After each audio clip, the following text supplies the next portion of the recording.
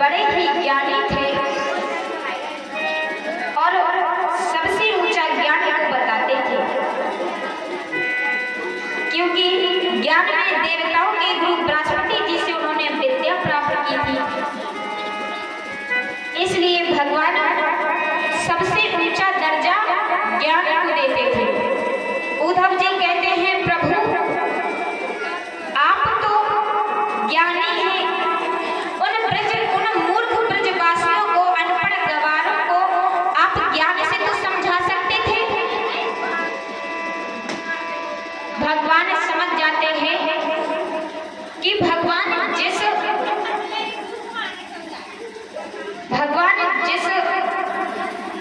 चाह में बैठे थे आज वह दिन आ गया कि उद्धव को प्रेम का महत्व कैसे पता चले। आज वो दिन आ गया। भगवान उद्धव से कहते हैं कि उद्धव मैं उन्हें ज्ञानार्जन नहीं करा सकता। अच्छा, तुम कहते हो कि ब्रजवासी अनपढ़ गवार हैं, तो ऐसे तो मैं भी सिर्फ गुरुकुल 1 साल के लिए गया हूँ। 1 साल में कोई कितना सीख लेता है। उद्धव कहते हैं, भगवान आप तो ज्ञान निधि हैं, आप तो खुद ज्ञान के भंडार हैं। भगवान कहते हैं, अच्छा उद्धव, मैंने किसी को कुछ नहीं सिखा पाया। उद्धव तुम वृंदावन जाओ और वहां पर जाकर तुम सिर्फ 3 लोगों से मिलना, नंद बाबा से, यशोदा मैया से और गोपियों से, और उन्हें तुम ज्ञानार्जन कराना। तो उद्धव जी इस प्रकार भगवान से बातें करते हैं। तो भगवान जब कहते हैं कि उद्धव तुम वृंदावन जाओ, तो उद्धव वृंदावन जाते हैं। अब इधर उद्धव वृंदावन जा रहे हैं, रास्ते पर हैं अभी जा रहे हैं। उधर गोपियां रो रो कर विलाप कर रही हैं, प्रभु के विरह में तप्त हैं। कहती हैं कि प्रभु परसों ही कहकर गए थे कि हम लौट आएंगे, और वर्षों बीत गए, आज तक उनका कोई संदेशा नहीं आया। गोपियां बहुत रो रही हैं और प्रभु के विरह में क्या कहती हैं,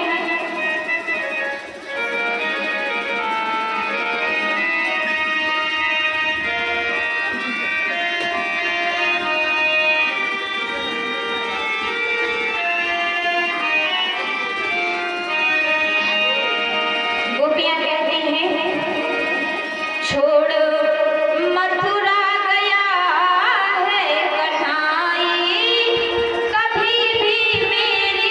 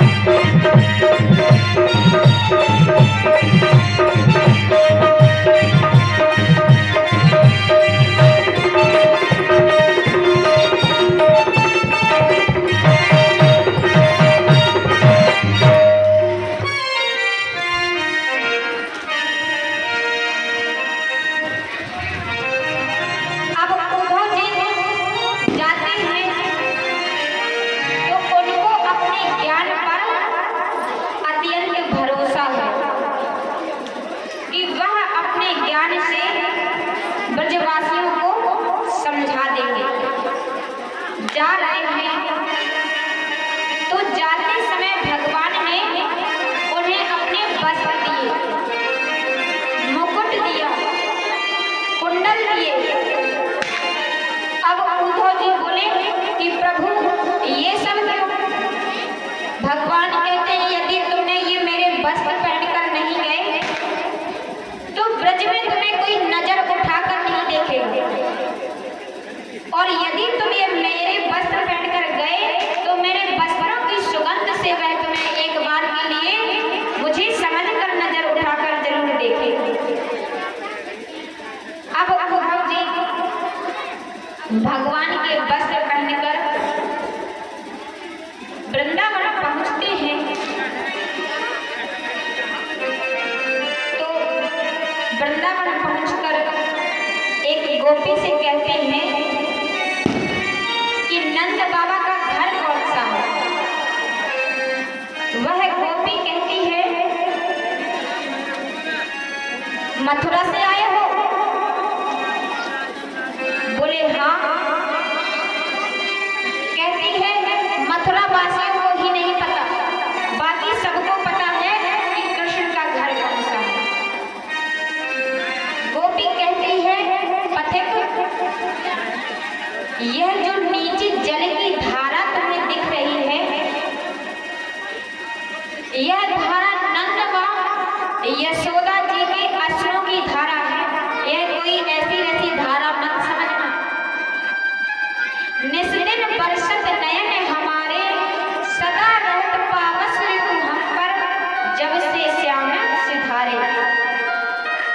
गोपी कहती है कि तुम मथुरा वासी जब से हमारे कन्हैया को ले गए हो तब से नंद बाबा व यशोदा मैया की आंखों से दिन रात अश्रुबिंदु बंद नहीं होते। यह उन्हीं के अश्रों की धारा जा रही है। और पथिक तुम इसी धारा के साथ साथ जाओ, यह धारा जहां रुके बस समझ जाना कि वो ही नंद जी का घर है। उद्धव जी उसी धारा के साथ साथ जाते हैं, नंद जी के घर पहुंचते हैं। नंद जी को आवाज लगाते हैं, नंदराय जी, ओ नंदराय जी। तभी अंदर से एक आवाज आती है, कौन? और नंद जी बाहर आते हैं। नंद जी का शरीर इतना दुबला पतला हो गया है, झुर्रियां पड़ी हुई हैं, आंखें बिल्कुल अंदर घुस गई हैं। कृष्ण जब उद्धव जी को बताते थे नंद व यशोदा जी के बारे में, तो आज उद्धव जी ने देखा कि भगवान ने जैसा बताया था नंद जी देखने में वैसे बिल्कुल नहीं। उनके शरीर खेद खिन्न हो गया।